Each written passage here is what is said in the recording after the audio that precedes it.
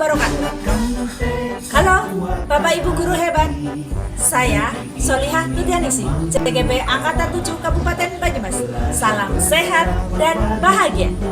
Pada kesempatan ini, selamat menyaksikan aksi nyata modul 1.4 dari saya. Terima kasih. Menuju acara yang kedua, sambutan dari Bapak Kepala SDN Negeri 1 Biasa. Kepada Bapak Sarjono SPD, dipersilakan. Bismillahirrahmanirrahim. Assalamualaikum warahmatullahi wabarakatuh. Waalaikumsalam warahmatullahi wabarakatuh. Yang saya hormati Bapak dan Ibu guru serta tenaga pendidik dan pendidikan SDN Negeri 1 Biasa. Marilah kita dan pendidikannya memanjatkan puji syukur kehadirat Ilahi untuk hari ini ada kegiatan pemaparan diseminasi oleh beliau Ibu Solihah selaku guru penggerak angkatan 7. Bapak dan Ibu yang saya hormati, selamat kepada Bu Soli yang sudah menjadi guru penggerak. Mudah-mudahan ke depan bisa menggerakkan teman-teman di SD Negeri 1 Biasa, di mana pada hari ini akan melaksanakan satu kegiatan yang sangat bermanfaat sekali, di mana diseminasi ini adalah ditujukan kepada sekelompok sasaran. Sasarannya adalah di SD Negeri 1 Biasa, dengan tujuan agar kita semua sasarannya ini adalah dengan menyadari sendiri nantinya bisa melaksanakan kegiatan yang akan dipaparkan oleh beliau Bu Soli, dengan harapan agar kebiasaan-kebiasaan yang sudah dilaksanakan sehingga bisa mempengaruhi sikap motivasi kepada kita semua selaku pendidik di sini dan juga kepada anak-anak kita. Untuk itu mohon minta dukungannya kepada teman-teman semuanya agar pelaksanaan kegiatan hari ini bisa sukses, lancar semuanya, dan kedepannya panjenengan semua dengan memperoleh ilmu dari diseminasi pagi ini bisa melaksanakan kegiatan tersebut dengan kesadaran dan mungkin nanti bisa mengaca untuk kegiatan pada hari ini bahwa kita sudah melaksanakan seperti itu apa tidak. Ini adalah satu bentuk pembelajaran bagi kita semua. Akhirnya salam sehat selalu, sukses, ceria, selamat, dan salam bahagia selalu. Itu adalah salam merdeka belajar akan yang tersebut. Terima kasih. Wabillahi taufiq wal hidayah. Wassalamualaikum warahmatullahi wabarakatuh. Waalaikumsalam warahmatullahi wabarakatuh. Kami hormati Bapak Ibu guru dan tenaga kependidikan di SD Negeri 1 Biasa. Salam sehat dan salam bahagia. Yang pertama dan utama, mari kita syukuri nikmat Allah Subhanahu wa taala sehingga pada hari ini Bapak Ibu semuanya dalam keadaan sehat dan bisa mengikuti kegiatan yang insya Allah bermanfaat bagi kita semuanya, terutama diri saya sendiri, yaitu diseminasi. Baik, selanjutnya untuk diseminasi ini adalah kegiatan yang nantinya bisa untuk mengevaluasi diri kita ataupun merefleksi diri kita ataupun membuat kita menjadi nantinya akan merubah cara kita terhadap peserta didik. Nah, adapun tujuan dari diseminasi itu sendiri adalah menyebarkan pemahaman dan pengalaman penerapan budaya positif. Di SD kita itu sudah ada budaya positif yang sudah kita laksanakan, di antaranya adalah bersalaman di pagi hari ataupun juga anak sebelum masuk kelas berbaris dan menyapa guru, ataupun di pagi hari ada Bapak Ibu guru yang sudah menyambut kedatangan peserta didik. Di pada kesempatan ini, selamat datang Bapak Ibu guru hebat. Mari bertransformasi bersama, berkolaborasi, saling mendukung demi terwujudnya disiplin positif di sekolah kita. Menurut Ki Hajar Dewantoro, maksud pendidikan itu adalah menuntun segala kekuatan kodrat yang ada pada anak-anak. Jadi bukan lagi pemaksaan terhadap peserta didik bahwa kamu harus menjadi seperti ini, tidak. Tapi kita menuntun apa yang ada pada peserta didik agar mereka dapat mencapai keselamatan dan kebahagiaan yang setinggi-tingginya sebagai manusia maupun anggota masyarakat.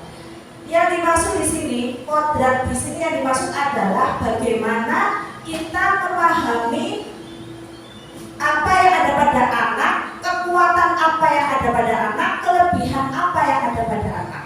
Itu maksudnya, sehingga setelah kita mengetahui kelebihan yang pada anak, terus mengajak mereka untuk mencapai kebahagiaan yang mereka harapkan nantinya bisa diterima di masyarakat dan juga pada anggota keluarganya. Budaya positif, dalam membangun budaya positif, sekolah dapat menyediakan lingkungan yang positif. Insya Allah lingkungan kita sudah aman dan nyaman agar siswa mampu berpikir, bertindak dan menciptakan dengan merdeka, mandiri dan bertanggung jawab. Nah, di sini ada pertanyaan ini Bapak Ibu, ada 3. Apakah Anda setuju dengan pernyataan ini? Yang pertama, mendisiplinkan anak dengan hukuman. Anak harus dipaksa dulu, nanti akan terbiasa. Apakah Bapak Ibu sepakat? Sepakat dengan pernyataan pertama? Iya, ya. Oke, yang kedua, pemberian hukuman dengan hal positif dapat meningkatkan disiplin murid. Setuju. Oke, yang ketiga, memberikan penghargaan dapat meningkatkan motivasi belajar murid. Setuju. Oke, lanjut. Pada modul 1.4 budaya positif di sini kami mempelajari ada beberapa. Yang pertama adalah disiplin positif dalam nilai kebajikan universal. Yang kedua, teori motivasi, hukuman dan penghargaan juga restitusi. Dan yang terakhir nanti adalah restitusi 5 posisi kontrol. Kita bahas satu persatu. Yang pertama, disiplin positif dan nilai-nilai kebajikan universal. Nah, perubahan stimulus respon atau teori kontrol di sini, bagaimana seseorang bisa merubah dari paradigma stimulus kontrol kepada pendekatan teori kontrol. Nah, pada hal di sini di stimulus respon ini di sini realitas kebutuhan kita sama, padahal belum tentu sama karena masing-masing berangkat dari pribadi yang berbeda. Sedangkan teori kontrol, realitas kebutuhan kita berbeda. Jadi kita menempatkan diri pada posisi teori kontrol, bukan pada stimulus respon. Kadang kita menganggap semua orang melihat hal yang sama, padahal berbeda. Kita mencoba mengubah orang agar berpandangan sama dengan kita. Tapi pada teori kontrol kita berusaha memahami perbedaan orang lain yang ada di dunia ini. Itu diantaranya di sana saya bisa mengontrol orang lain, itu di masa yang sudah padahal kita tidak bisa mengontrol orang lain. Termasuk pemaksaan ada pada saat rujukan gagal. Kolaborasi dan komunikasi menciptakan pilihan-pilihan baru. Nah, ketika mendengar kata disiplin, apa yang terbayang dalam benak Bapak Ibu? Apa yang terlintas di pikiran Bapak Ibu? Apakah makna disiplin menurut Bapak Ibu? Kalau saya pribadi dulu mendengar disiplin itu sesuatu yang menakutkan. Disiplin loh gitu. Nah, menurut Bapak Ibu mungkin ada yang bisa menyampaikan pendapat. Apa sih disiplin menurut Bapak Ibu? Silahkan. Silahkan Ibu Supani. Kalau menurut saya disiplin itu adalah sesuai aturan yang ada. Itu menurut saya. Ya, siap. Mungkin ada yang lain? Silakan Bapak. Disiplin. Apabila mendengar kata disiplin, mungkin ada lagi? Halo. Saya disiplin itu mengikuti peraturan dan konsisten. Oke, mengikuti peraturan dan konsisten. Itu kan yang dimaksud dengan disiplin. Tetapi yang dalam pikiran Bapak Ibu itu jika dengar kata disiplin, was-waskah atau bahaya was-was atau bahagia atau gimana? Nah, pertamanya makna pertama adalah disiplin, berarti kita harus on time begitu kan? Iya, ada sebuah beban dalam diri. Baik, lanjut. Sedangkan tadi sudah beberapa disampaikan oleh teman-teman kita. Jadi kata disiplin di sini yang artinya adalah belajar. Jadi seorang murid atau pengikut seseorang harus paham betul alasan mengapa mereka mengikuti ajaran tertentu, sehingga motivasi yang terbangun adalah motivasi intrinsik, bukan ekstrinsik. Dengan kata lain, disiplin diri juga mempelajari bagaimana cara kita mengontrol diri dan bagaimana menguasai diri untuk memilih tindakan yang mengacu pada nilai-nilai yang kita hargai. Nah, adapun nilai-nilai kebajikan universal yang dimaksudkan di sini diantaranya adalah profil belajar Pancasila yang sudah dihafalkan oleh anak-anak kita, juga Bapak Ibu guru bisa dalam sebuah lagu.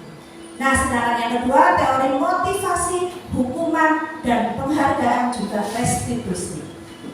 Nah, menurut Diana Gonzalez dalam bukunya yang menyatakan 3 motivasi perilaku manusia. 1. Untuk menghindari ketidaknyamanan atau hukuman yang akan terjadi apabila saya tidak melakukannya. Seseorang berperilaku untuk menghindari permasalahan. Yang permasalahan itu mungkin muncul dan berpengaruh secara fisik maupun psikologis ataupun tidak terpenuhinya kebutuhan mereka bila mereka tidak melakukan tindakan tersebut. Untuk mendapatkan imbalan atau penghargaan dari orang lain, apa yang akan saya dapatkan apabila saya melakukannya? Seseorang berperilaku untuk mendapatkan pujian, karena supaya dapat penghargaan kan tentunya ia akan melakukan sebuah perbuatan supaya dapat pujian, hadiah ataupun imbalan yang menurut mereka penting dan mereka letakkan pada dunia berkelas mereka. Nah, untuk menjadi orang yang mereka inginkan dan menghargai diri sendiri dengan nilai yang mereka percaya, akan menjadi orang seperti apabila saya melakukannya. Maksudnya, saya itu mau jadi apa sih apabila saya melakukan hal itu? Maka orang itu akan melakukan sesuatu nilai-nilai yang mereka yakini. Dan mereka motivasi ini akan membuat orang mempunyai disiplin positif karena motivasinya bersifat internal. Baik, di sini ada hukuman dan penghargaan. Sering kita lakukan dalam kehidupan sehari-hari, hukuman, konsekuensi, dan restitusi. Tindakan terhadap pelanggaran itu adalah yang dimaksud dengan hukuman, dan juga konsekuensi. Dalam modul ini akan diperkenalkan program disiplin positif yang dinamakan restitusi. Jadi restitusi adalah kegiatan yang mendisiplinkan tapi secara positif. Di sini ada beberapa perbedaan dari hukuman dan konsekuensi. Hukuman bersifat tidak terencana atau tiba-tiba. Anak atau murid tidak tahu apa yang terjadi dan tidak dilibatkan. Jadi hanya satu arah. Kalau hukuman kan seperti itu. Contohnya anak tidak mengerjakan PR, kan tanpa meminta pendapat anak langsung dihukum. Itu namanya hukuman. Nah, sementara disiplin dalam bentuk konsekuensi sudah terencana, itu bedanya hukuman dan konsekuen. Jadi kalau hukuman spontan tanpa adanya rencana, yang pertama, yang kedua konsekuen adalah terencana dalam bentuk kesepakatan awal. Itu adanya konsekuen. Nah, di sini ada beberapa pilihan pertanyaan. Contoh saya baca di sini, anak sering terlambat ke sekolah. Silahkan anak-anak tulis di kertas, kamu Ali, tulis di kertas 100 kali, saya tidak akan terlambat sekolah. Menurut Bapak Ibu, ini hukuman atau konsekuensi? Hukuman, karena searah juga tidak terencana sebelumnya.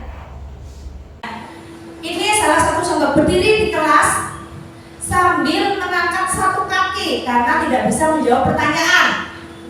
Hukuman. Oke, siap, terima kasih.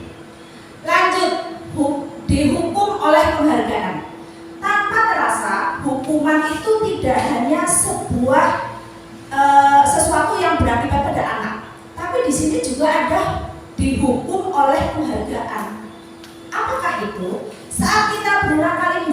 hadir kepada anak agar berperilaku bertanggung jawab, atau kepada seorang murid agar mempelajari sesuatu yang baru, atau kepada seorang karyawan ataupun guru agar melakukan pekerjaan yang berkualitas, kita sedang berasumsi mereka tidak dapat melakukannya atau mereka tidak akan memilih untuk melakukannya.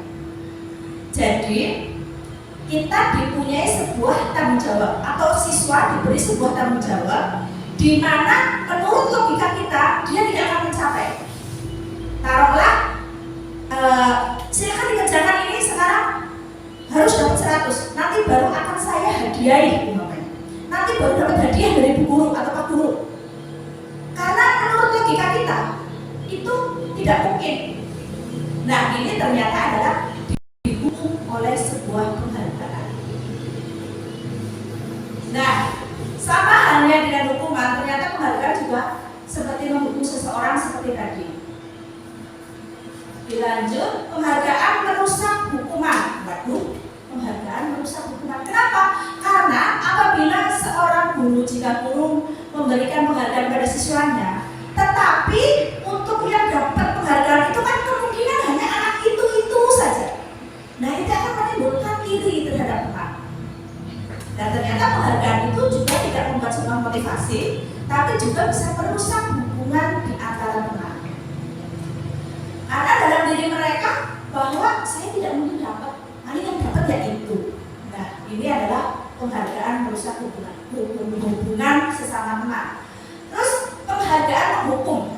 Penghargaan menghukum mereka tidak dapat penghargaan dan menghukum adalah hal yang sama karena keduanya merupakan pengendalian perilaku seseorang. Pada dasarnya setiap orang tidak suka dikendalikan dalam jangka waktu lama. Penghargaan akan terlihat sebagai hukuman jika penghargaan sangat diharapkan, tapi kita tidak mendapatkannya, maka akan merasa dihukum. Nah, jika seorang guru ketika murid melakukan kesalahan, tindakan mana yang akan Anda lakukan?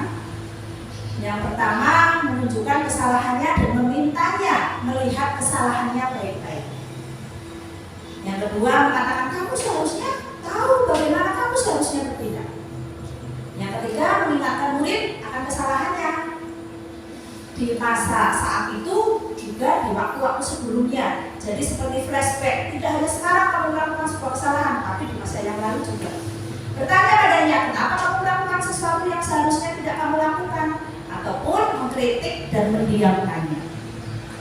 Nah, kalau Anda melakukan tindakan-tindakan di atas, mungkin Anda akan membuat murid Anda menjadi anak yang gagal. Nah, di sini ada restitusi. Restitusi adalah proses menciptakan kondisi bagi murid untuk memperbaiki kesalahan mereka sehingga mereka kembali dengan kelompoknya dengan karakter yang lebih kuat. Adapun ciri-ciri restitusi di sini adalah ini, Bapak Ibu. Restitusi bukan untuk menebus kesalahan, namun untuk belajar dari kesalahan. Restitusi memperbaiki hubungan. Restitusi adalah tawaran, bukan paksaan. Jadi, apapun yang kita lakukan dalam sebuah pembelajaran, baik itu hukuman ataupun konsekuensi ataupun yang lainnya, dikemas dalam sebuah restitusi. Karena di sini di restitusi ini tetap ada tawaran, juga menuntun. Jadi, selain menyalahkan, kita menuntun kepada peserta didik untuk menuju dunia yang lebih baik, yang anak tersebut nantinya bisa diterima di lingkungannya, di sekolah maupun di rumah. Nah, ini adalah restitusi yang paling baik adalah yang pertama restitusi pada diri sendiri, baru kepada teman-temannya.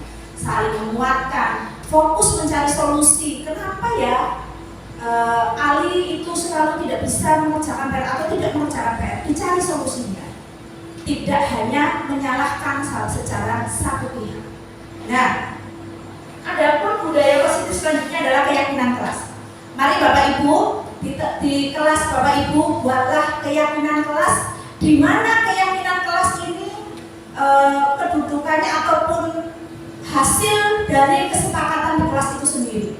Jadi bukan lagi sebuah peraturan sekolah secara menyeluruh, tapi yang diyakini dalam kelas itu. Jadi nanti peserta didik masing-masing membuat keyakinan kelasnya.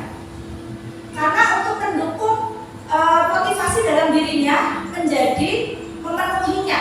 Contoh, makanya di sana nanti setiap anak diberikan sebuah kertas yang ada lemnya itu berwarna-warni, mereka disuruh menulis keyakinan kelas mereka. Ada yang disiplin, ada yang jujur, dan ada yang lain sebagainya.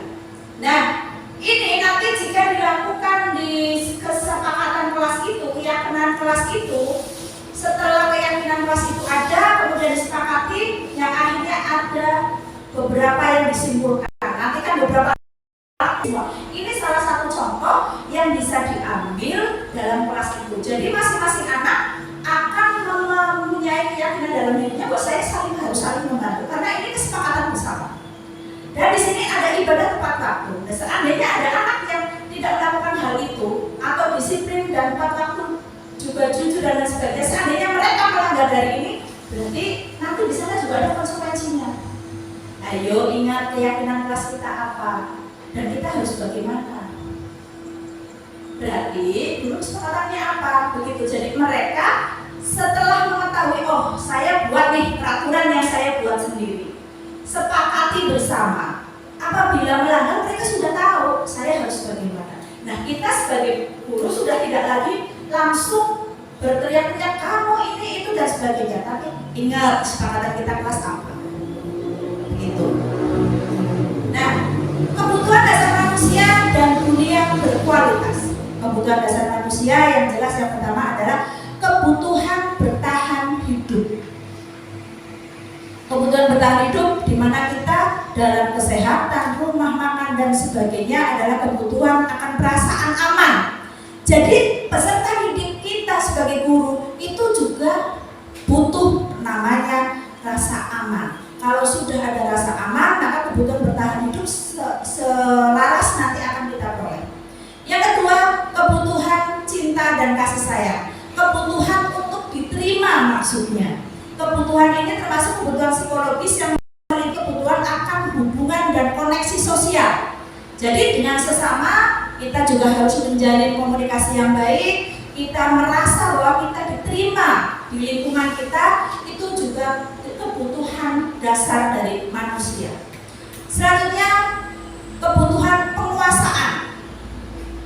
Kebutuhan ini berkaitan dengan kekuatan untuk mencapai sesuatu, menjadi terampil, menjadi kompeten, diakui atas prestasinya dan keterampilan, didengar dan memiliki rasa harga diri. Jadi mari kita saling mendengar, saling menghargai dan mengakui semua prestasi teman-teman dan juga teman-teman di antara siswa tersebut maksudnya. Jadi siswa itu tidak lagi hanya memberikan sebuah barometer bahwa pasti dia yang terbaik, tapi masing-masing dimunculkan kelebihannya.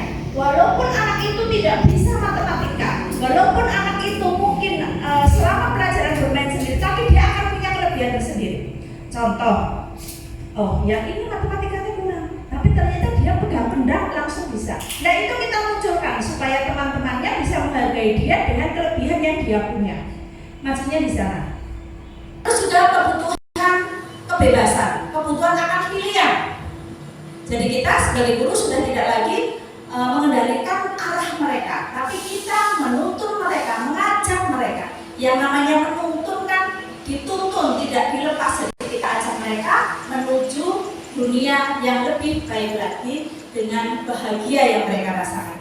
Siswa yang mempunyai kebutuhan kebebasan yang tinggi menginginkan pilihan, perlu banyak bergerak, suka coba-coba, tidak terlalu terpengaruh oleh orang lain, suka hal yang baru dan menarik. Dan yang kelima adalah kebutuhan kesenangan, kebutuhan untuk merasa senang. Jadi peserta didik akan bahagia manakala pembelajaran di kelas itu terdengar ada tawa, terdengar ada sendal gurau, juga ada permainan di sana. Jadi tidak lagi kita duduk manis di depan, peserta didik duduk dan mendengarkan kita memberikan sebuah pembelajaran. Tapi bagaimana caranya? Sebuah pelajaran itu dikemas sedemikian rupa sehingga peserta didik merasa senang. Nah, dunia berkualitas. Dunia berkualitas di sini adalah tempat khusus dalam pikiran kita, tempat kita mengambil gambaran presentasi dari semua yang kita inginkan. Bisa berisi orang-orang, hal-hal apa saja yang terbaik dalam hidup Anda dan membuat Anda merasa bahagia karena terpenuhi kebutuhan dasar kita.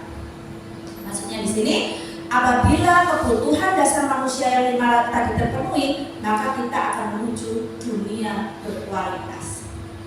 Nah, ini adalah salah satu cara kita apabila solusi untuk tidak memberikan sebuah hukuman atau konsekuensi.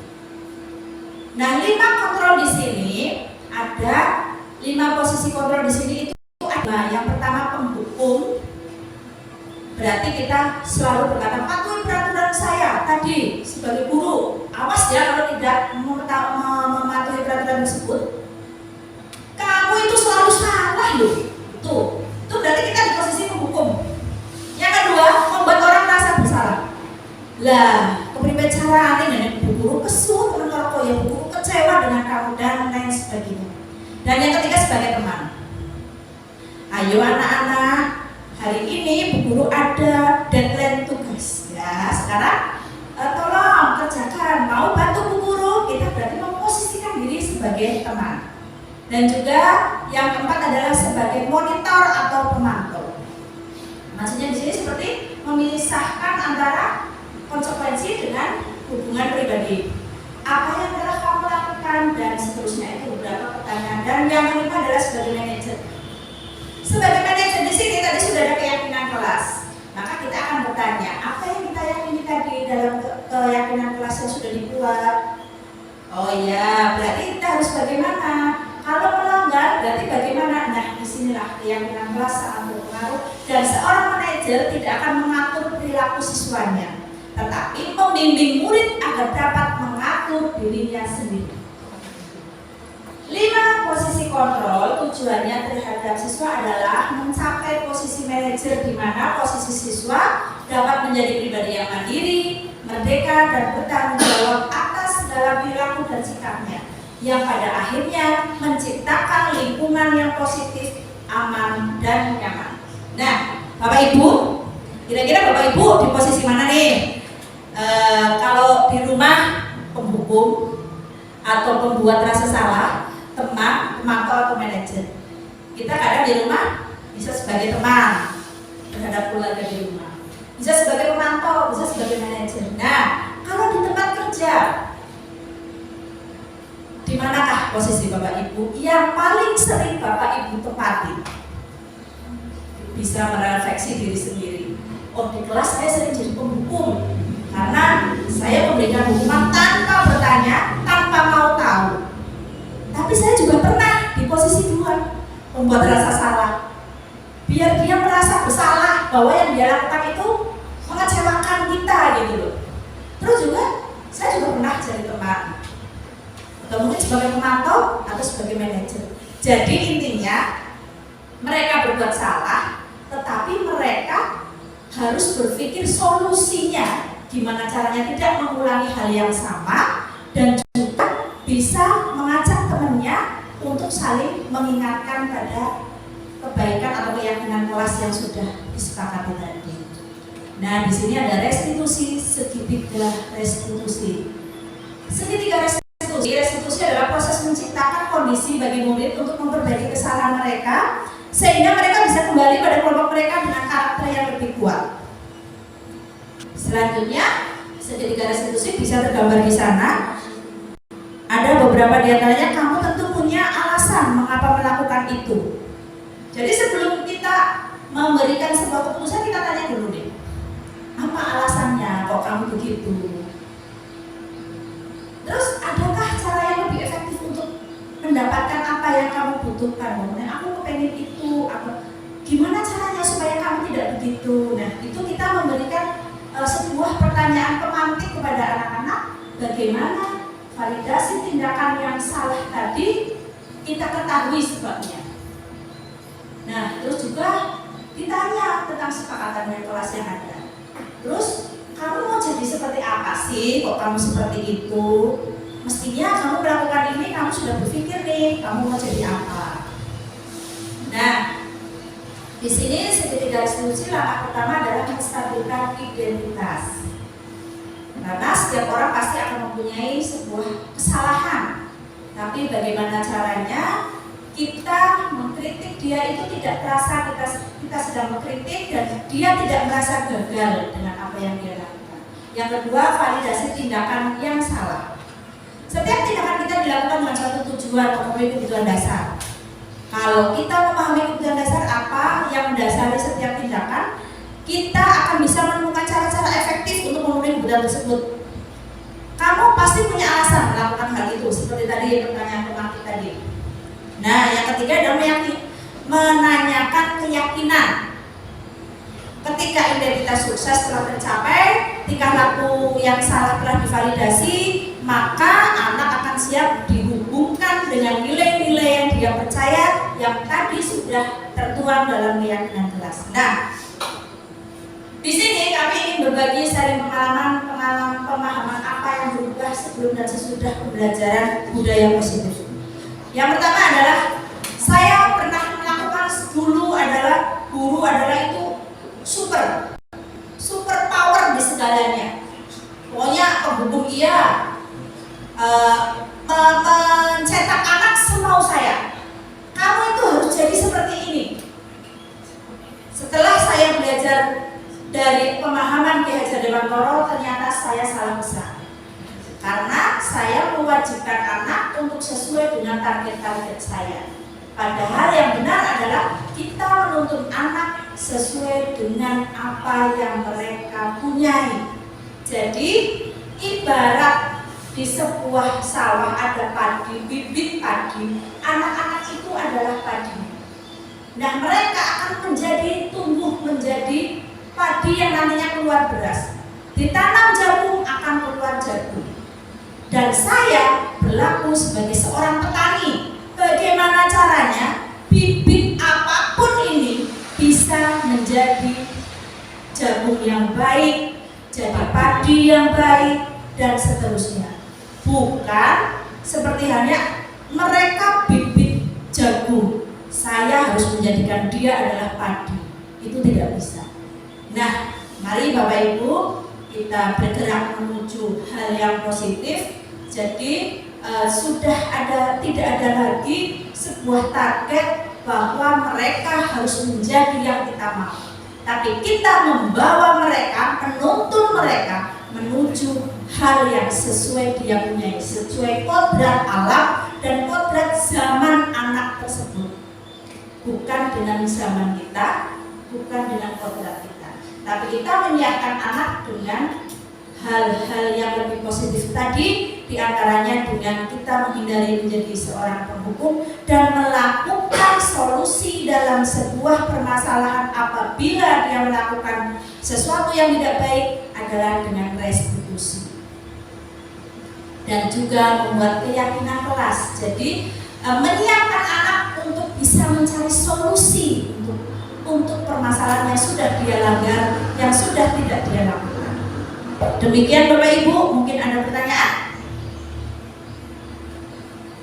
Kalau tidak ada, terima kasih semuanya atas segala waktunya. Mohon maaf, ini hanya sedikit dari beberapa yang sudah kami pelajari. Harapannya kita di Keluarga Besar SD Negeri 1 Piasa yang dimanajeri oleh Bapak Sarjono akan membuat perubahan yang lebih besar, dengan diantaranya adalah tampilan-tampilan yang pembelajaran di kelas maupun di dalam kelas itu sendiri. Di antaranya contoh bisa dengan sebelum melakukan pembelajaran, mari kita bersama-sama buat SBD terlebih dahulu jika memang waktu mendukung. Jadi tidak langsung assalamualaikum anak-anak, sekarang pelajarannya apa? Sampai halaman berapa? Tapi kita merubah itu sedikit demi sedikit karena itu sudah lama kita lakukan. Sedangkan ini adalah perubahan butuh waktu. Jadi kalau ada mood, ada ide, silakan langsung. Nah, kami mohon untuk awalnya Bapak Ibu disilakan untuk membuat keyakinan kelas dulu. Nanti di masing-masing kelas disepakati bersama sehingga akan menjadi sebuah peraturan-peraturan baru yang nanti akan dilaksanakan oleh peserta didik. Terima kasih. Mohon maaf apabila ada kata yang kurang berkenan. Wassalamualaikum warahmatullahi wabarakatuh. Waalaikumsalam warahmatullahi wabarakatuh.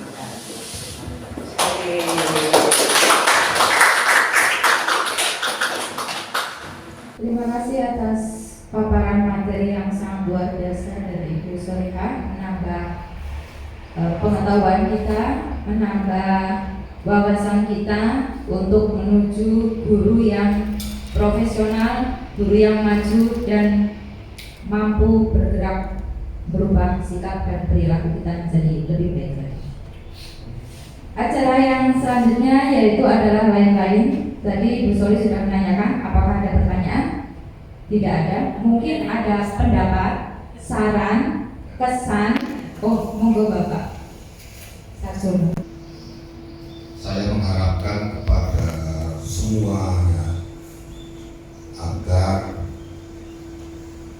5 posisi kontrol itu monggo kita resapi bersama-sama. Hendaknya yang sebaiknya adalah pada posisi yang manajer, itu adalah posisi yang terbaik.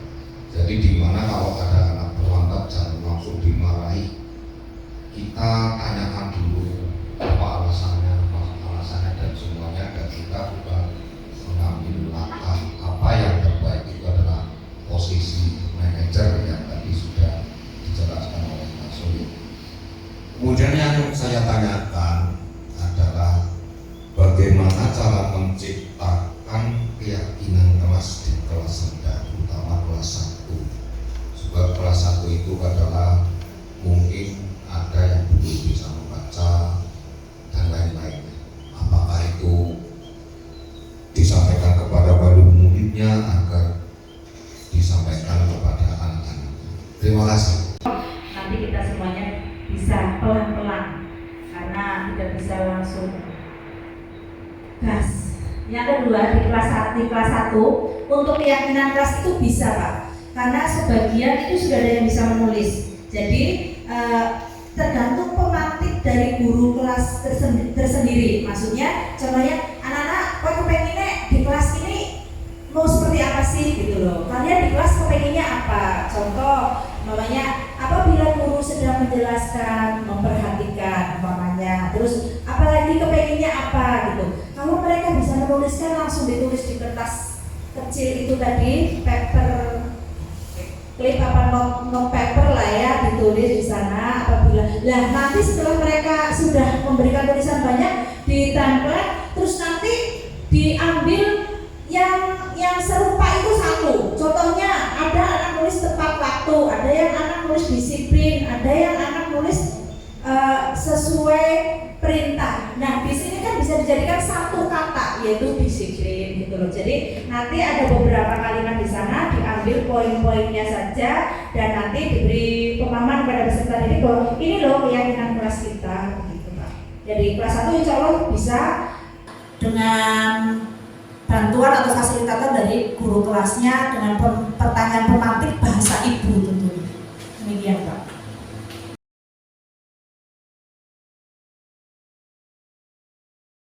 Assalamualaikum warahmatullahi wabarakatuh. Saya Solihah Tutianingsih SPDI, CGP Angkatan 7 dari Kabupaten Banyumas. Dulu, saya menganggap anak-anak itu pasti bisa mengikuti apa target, apa tujuan, dan apa harapan semua guru. Karena anak itu pasti akan mudah dibentuk. Anak itu akan bisa diarahkan menuju target-target yang saya harapkan sebagai guru. Dan inilah yang sering saya sampaikan manakala di awal pembelajaran.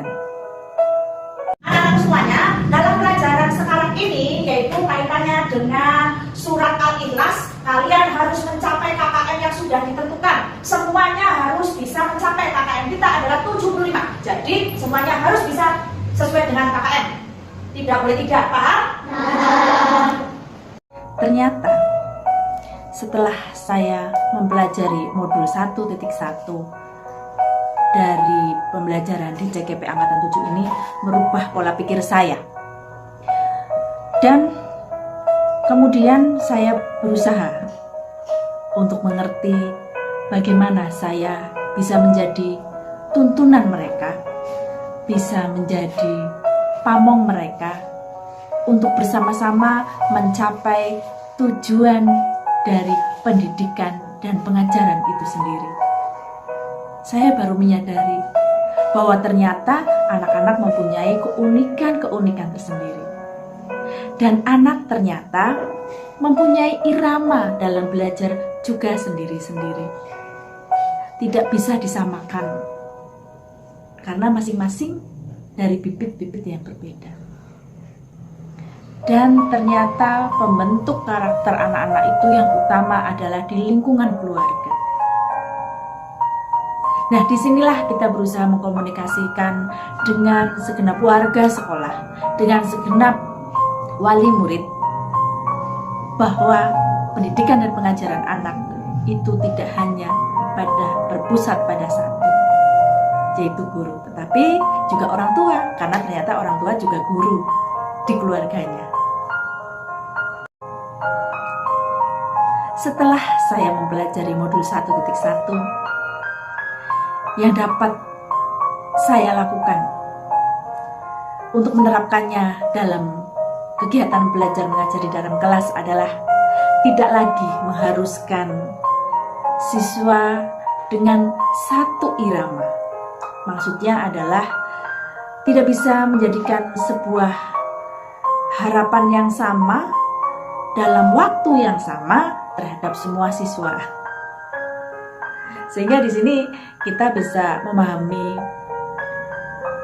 dan juga kita sebagai guru bisa bersikap lebih bersahabat, lebih memahami karakter anak dengan ragam apa yang mereka punya dan memaksimalkan apa yang mereka punya itu menjadi sebuah langkah awal untuk mencapai kesuksesan dan kebahagiaan di lingkungannya dan sebagai anggota masyarakat. Dan semuanya itu saya ungkapkan dalam sebuah puisi. Buat teman-teman semua, selamat menyaksikan puisi karya dari Sholihah Tudianingsih SPD. Puisi ini terinspirasi setelah saya memahami pemikiran-pemikiran Ki Hajar Dewantara dengan judul Kesayanganku, karya Sholihah Tudianingsih SPD, CGP Angkatan 7 dari Kabupaten Banyumas. Di awal ku tahu hadirmu, ku punya mimpi, ku punya harapan. Kesayanganku akan jadi seperti apa mauku. Ku ajak kesayanganku menempuh perjalanan yang berliku. Ku abaikan semua harapannya, mimpinya. Namun perlahan dan pasti senyumnya mulai hilang.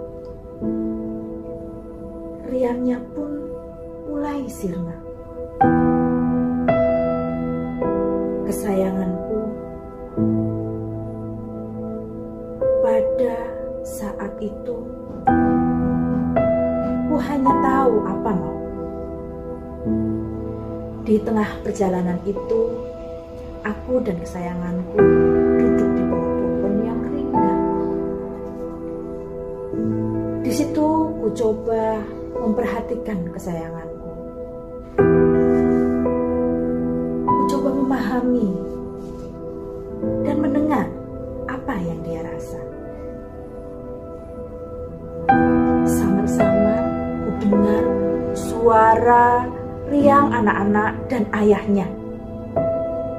Ku cari di mana suaranya. Akhirnya tampak jauh di sana kulihat anak-anak dan ayahnya sedang membuat rumah pokok.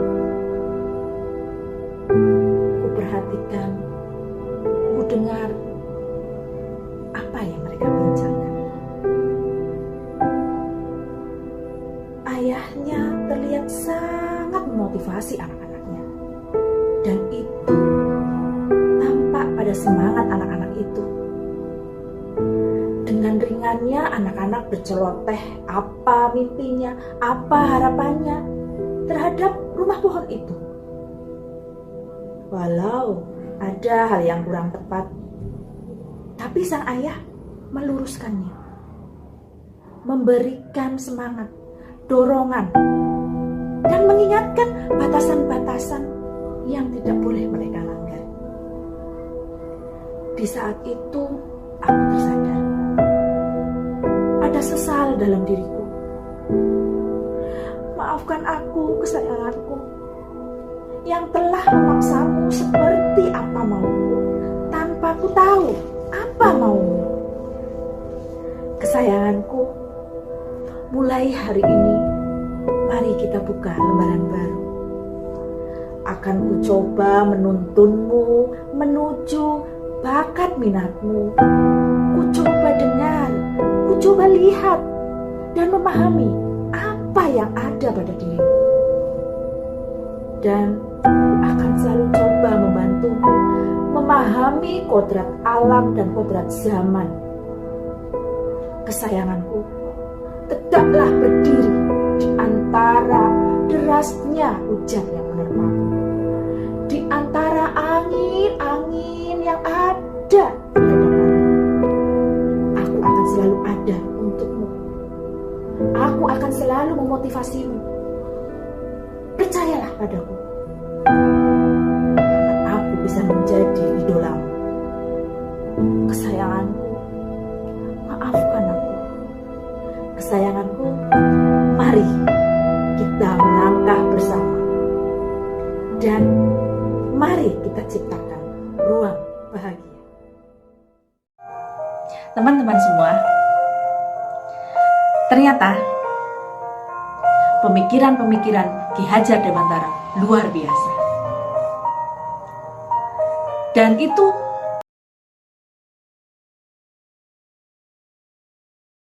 kesepakatan kelas. Sebelum pembelajaran kita berdisepakatan kelas, apa keinginan anak-anak selama pembelajaran ini berlangsung mau bagaimana, sikap kalian, keinginan kalian bagaimana. Untuk itu pada pagi ini Bu Guru bagikan post-it utawa stiker note ya.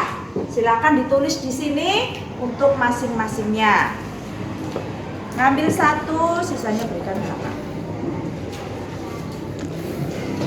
Kamu ambil satu, sisanya.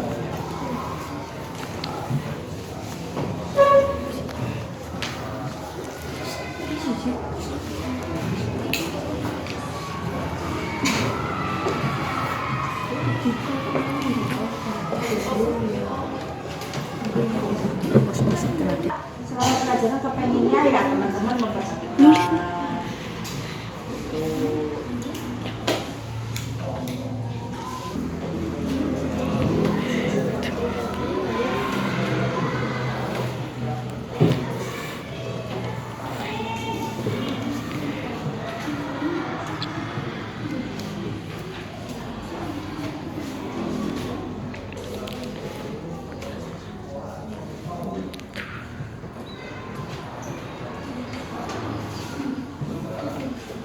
Ayo, nggak usah izin cepetan, siapa cepat dia dapat satu. Ya. Ya.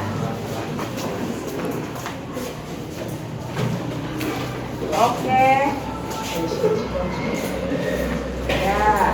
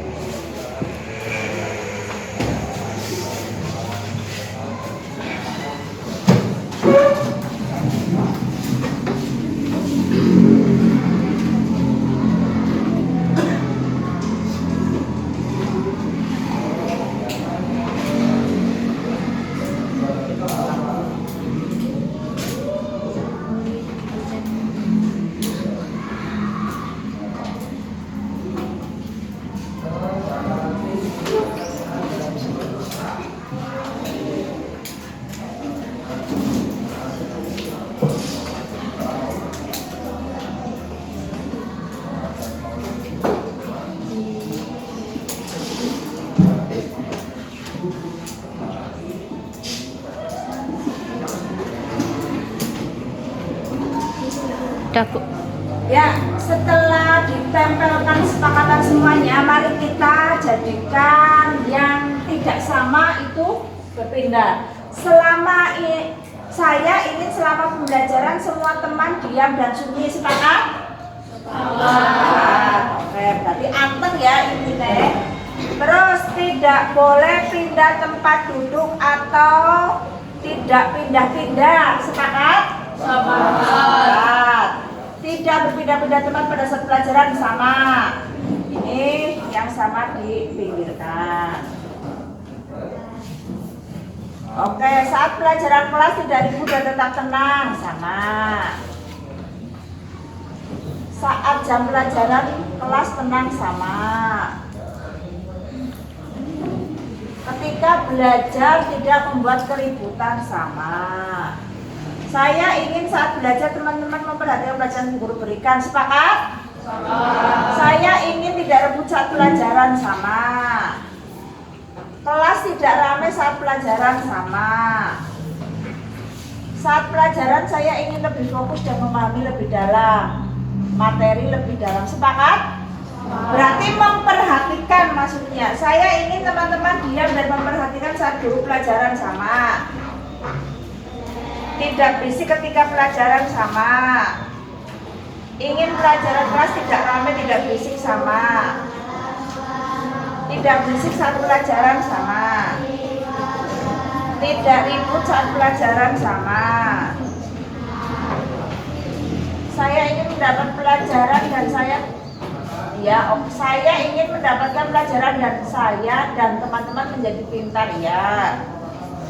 Tidak berisik ketika sedang pelajaran, sama. Selama pelajaran tidak ribut, ya, sama.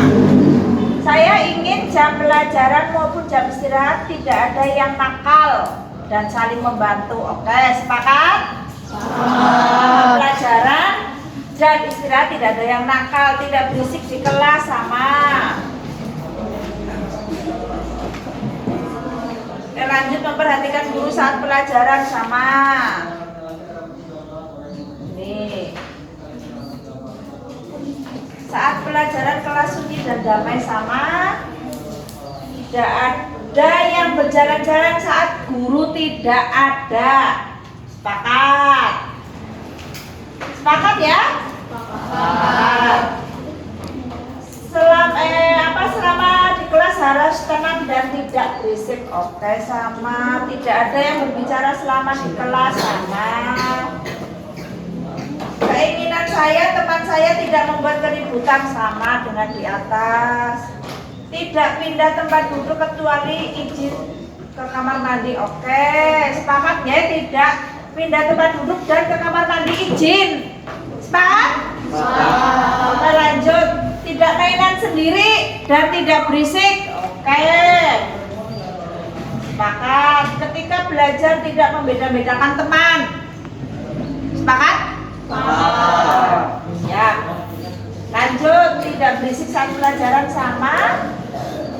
Tidak boleh membeda-bedakan orang tua dan tidak berjalan-jalan saat pelajaran. Tidak boleh membeda-bedakan orang tua. Sepakat? Sepakat? Oke. Tidak membuat gaduh, sama. Saya ingin kelasnya benar-benar memahami materi pelajaran, sama. Oke. 1, 2, 3, 4, 5, 6, 7, 8, 9, 10, 11, 12, semuanya ada 12. Mari kita buat kesepakatan ini.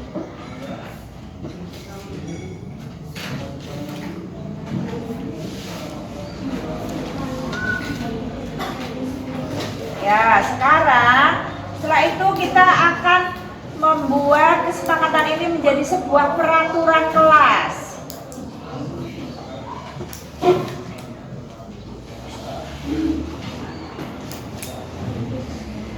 Satu, selama pelajaran pada teman-teman itu tidak ribut, berarti apa? Tenang, ya. Memperhatikan. Terus apalagi? tidak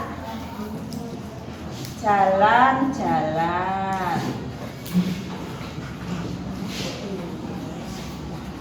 Keluar kelas, izin terlebih dahulu.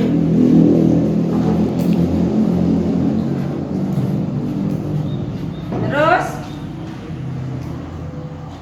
tidak membedakan orang tua, saling menghormati.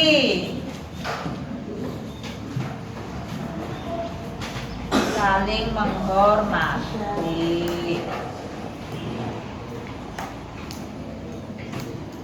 Oke, sampai di sini ini kesempatan kita. Jadi selama pelajaran itu tenang, memperhatikan pelajaran dan tidak jalan-jalan. Jika keluar kelas izin hormati, tidak boleh membeda-bedakan teman ataupun orang tua. Semuanya sepakat? Sepakat. Yang sepakat tepuk tunggal. Yang sepakat tepuk tunggal. Terima kasih, tepuk tangan buat semuanya.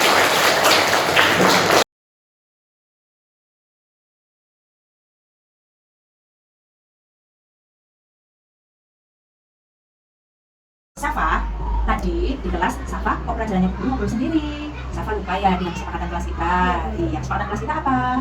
Di dalam pelajaran harus fokus, terus juga memperhatikan. Iya. Nah, karena Safa tadi dalam pelajaran itu tidak fokus, tidak memperhatikan, sehingga pada saat evaluasi Safa nilainya bagus apa tidak?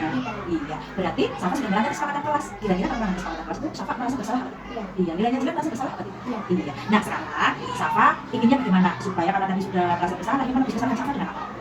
Memperhatikan dan belajar lebih baik lagi. Iya, gitu. Jadi besok lagi kalau ada pelajaran tidak, iya, pintar. Siap, terima kasih, Bos.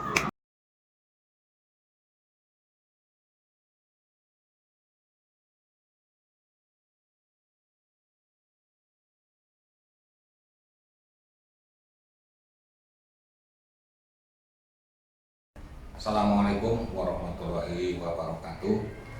Saya Sarjono, Kepala SD Negeri 1 Biasa, tempat Ibu Solihah Putianingsih mengajar. Saya sangat bangga kepada Bapak dan Ibu guru di SD Negeri 1 Biasa ini yang memiliki semangat dan etos kerja yang sangat tinggi mendidik murid-muridnya.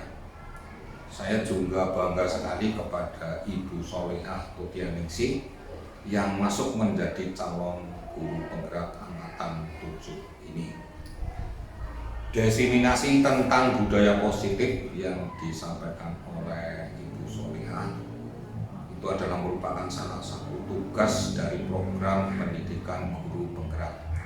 Semoga diseminasi yang disampaikan oleh beliau nanti akan berkontribusi kepada potensi tingkatkan dan juga bisa menjadikan anak-anak belajar bergerak berbagi untuk negeri, kita menjalin kolaborasi. Selamat pagi Bapak Ibu hebat. Perkenalkan, saya Puji Setiarini, guru SD Negeri 1 Biasa, Korwil Cang Dindik Somagede, Kabupaten Banyumas. Setelah saya mengikuti diseminasi dari Ibu Solihah Putianingsih, CGP Angkatan 7 Kabupaten Banyumas tentang budaya positif, saya tergerak untuk mempraktikkan dan mengubah cara berpikir dan bertindak dalam menyikapi tiap individu dari murid-murid saya yang mempunyai latar belakang dan bakat minat yang berbeda-beda. Demikian refleksi saya. Terima kasih dan tetap semangat. Tingkatkan prestasi, lahirkan profil pelajar Pancasila. Assalamualaikum warahmatullahi wabarakatuh. Kami siswa dan siswi SD Negeri 1 Biasa mengucapkan